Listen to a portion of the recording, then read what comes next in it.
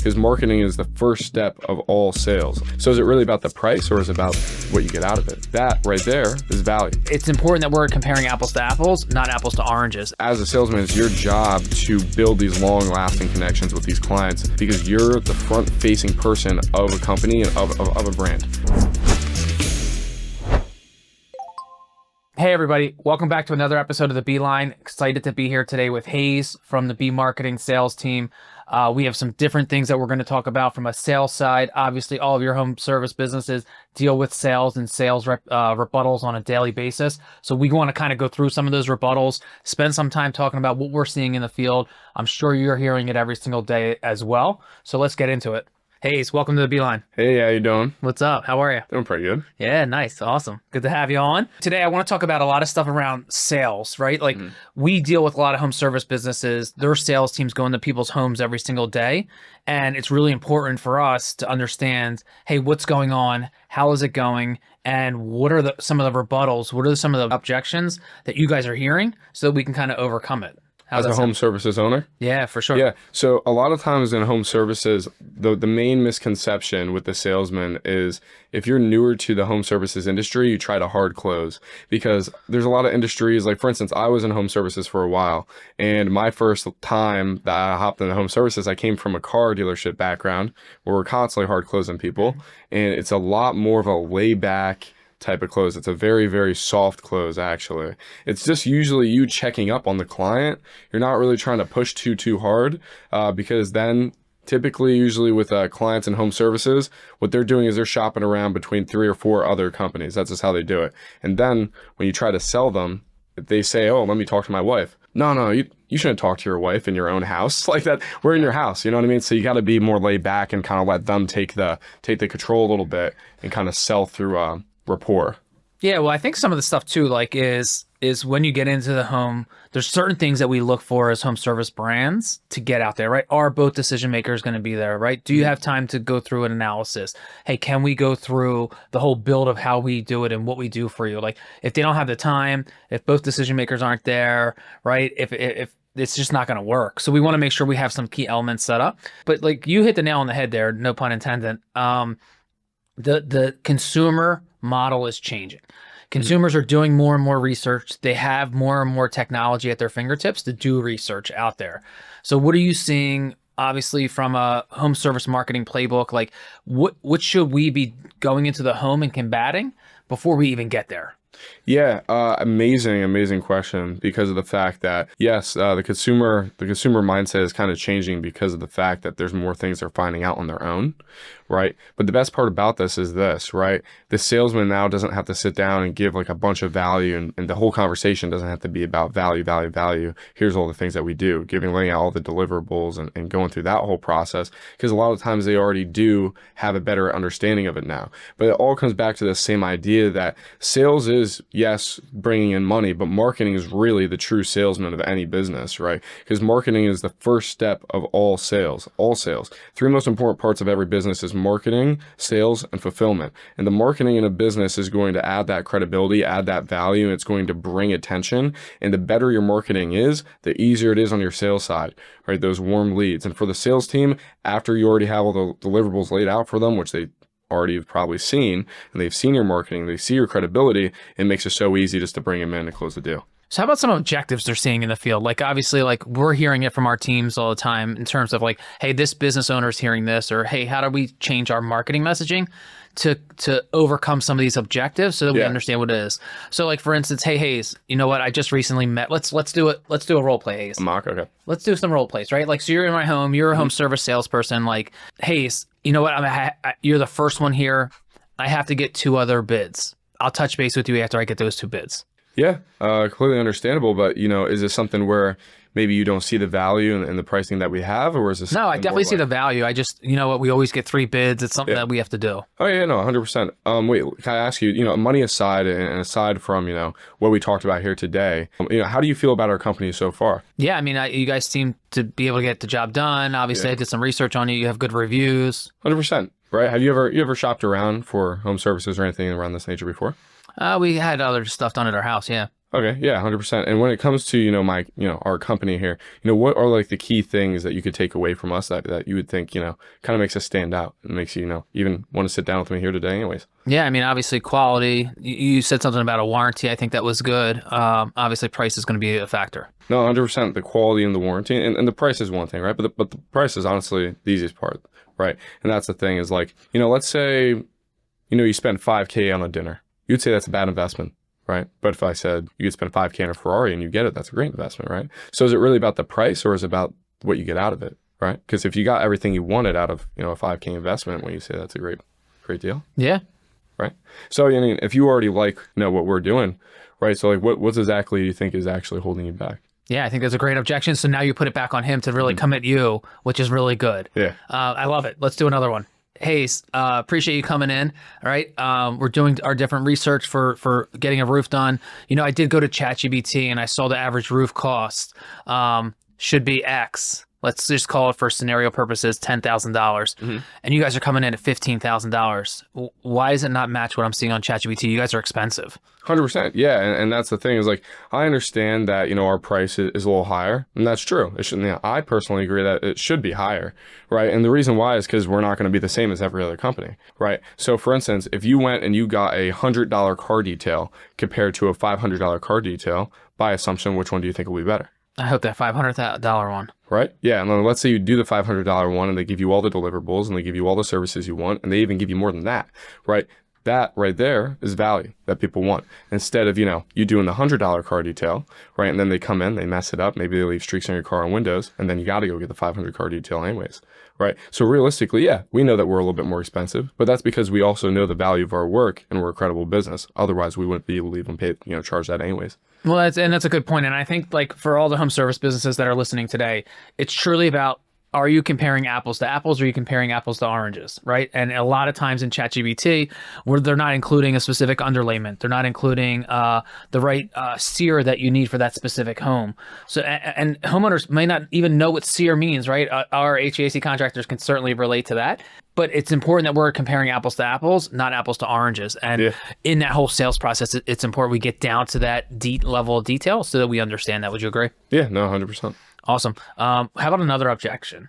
What do we think that another homeowner is thinking when they come in, right? So we talk about price, not ready to make a decision because we have 3 different quotes. We talked about AI.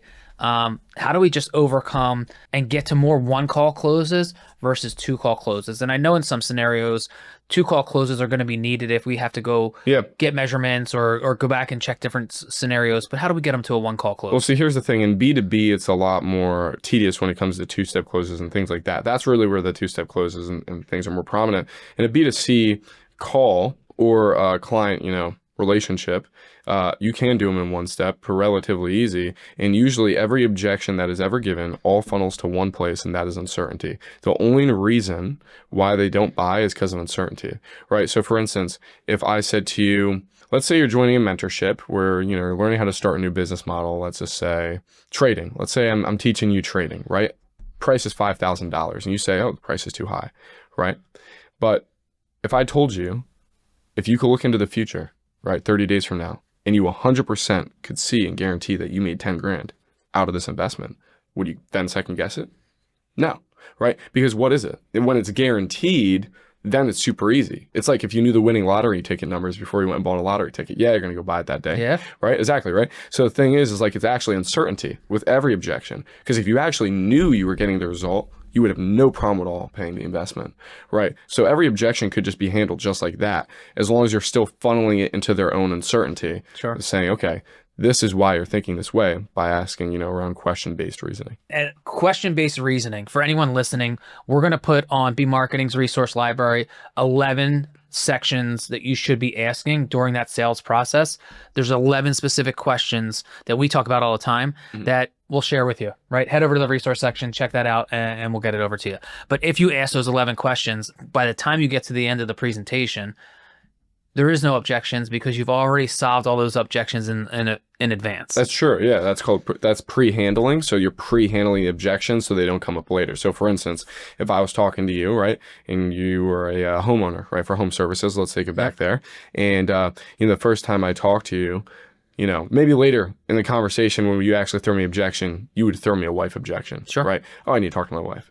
Well, the way you handle that is way early on in the conversation. You just ask, hey, is there other decision makers in this process? Is it you that kind of makes the decisions? Do you need somebody else here in order to make a proper, reasonable decision today?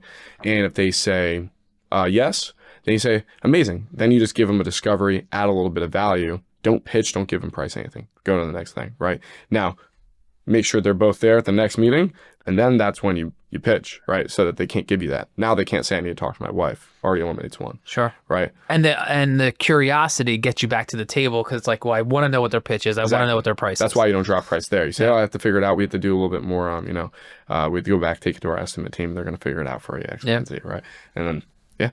So tell me about like a new sales rep comes in, right? Like, so a new sales rep is in the market. Like, what's 2 or 3 things that you can share with them that might be great for them in getting started? If they're new to sales, it's different than if they're just new to the position. So if they're new to the position, I would say be careful not to try to hard close everybody. You got to understand these are people, who also, have lives. It's a home. You're going in their home. It's a very, personal thing to them. And people, spend a lot of time in their life even saving for a home. You know what I mean? It's the biggest investment you make in your life. So you have to be careful the way that you approach every prospect. 2, in order to make yourself an amazing sales rep, it's not even about the time you collect the money. The problem is with salesmen is that they're thinking, okay, I need to collect the money. I need to close a deal, collect the money. And then they forget what to do after that, right? Because after that's the follow-up. After that's checking up on them. Remembering their birthday, texting them happy birthday. I used to do that all the time, right? And the reason why is because it builds rapport. They'll come back to you again. They'll keep coming back to you. You do not want a client just for a day. You want a client for life, right? That's how salesmen scale instead of just keeping at that same, salary or whatever money that they're making every year. If you want to actually grow your money, that's how you do it, right? Following up. And then another thing on top of that is you just want to be careful when you're a salesman. You want to have like such an organized structure so you know exactly how many times you're calling somebody, right? A lot of salesmen get messy when they're dealing with like 50 clients and they're losing track of which one's what. You need to build that memory in order to know who you're talking to, what type of prospect are they? Are they a type A prospect, a type B prospect? Are they a little bit more front? Are they a little bit more vague?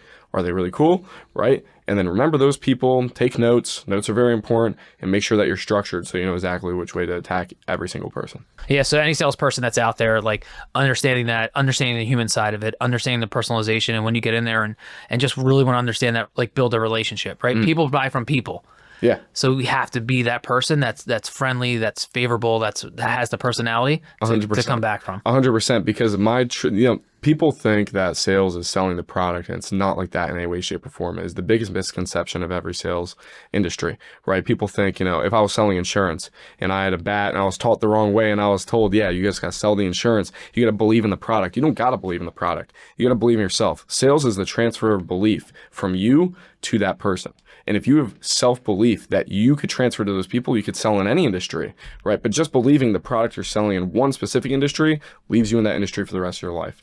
And when you give somebody your self-belief and you believe in them to actually, help them, they feel that. That's motivating. They feel comfortable with you, builds the trust, the rapport, and they come back. Yeah, I think sales in 2026 is different than it was in the past. And we're all learning it, right? Everyone listening today is learning what's the differences, how do we stand out from the best, and what changes. I think the last comment I'll say for this episode purposes is from a salesperson, like what are some you wouldn't believe type moments that you could bring into the home, right? How is Haize going to stand out from someone else? You got to detach from the money. That's the biggest thing. This is the reason why salesmen get bad raps. And it upsets me, honestly, because at the end of the day, these salesmen out here get bad raps because people think they're always trying to dig in their pockets, that they're always just trying to get them to buy something. I will not sell something to a person who genuinely doesn't need it or genuinely would put them in a bad situation, because that's just being a terrible person. It would sit on my conscience, right? People enjoy human connection, and people enjoy this when you have love for them, when they can tell you care about them, right? The problem is that with salesmen who are just trying to get money, they'll never actually become great salesmen, right? And that's the thing, because it's not about the money at all. It's about the experience, right? It's a conversation. You're just the vehicle for them to buy, right? And at the end of the day, as a salesman, it's your job to build these long-lasting connections with these clients, because you're the front-facing person of a company and of a brand, right? And if you can't be a person who builds rapport and you're just looking at the money, it don't matter. And any manager or owner out there, for business leaders who get mad at their sales reps for not closing, even if they do the right thing when it comes to, maybe I disqualified this prospect because I didn't think that they were a good fit for us, right? Or maybe, they didn't close because whatever reason. It's not always about the salesman. Sometimes it is about the prospect, and people don't see that. Like I said, I used to text up on people's birthdays. I used to have a calendar. Yeah. I used to write down everyone's birthday, right? And then I would just go and I would text them on the birthday. They were blown away. They haven't heard from me in 3-4 months, and they're like, oh, That's great. what I mean? No, that's awesome. That type of thing. Haize, I appreciate you being on beLine this today. We talked a lot about sales with home service businesses. I think it was really, really good. Hopefully we got some tips away. Make sure you go to the resource section and download that 11 questions to ask during the sales process. Haize, thanks for being on. Thank you.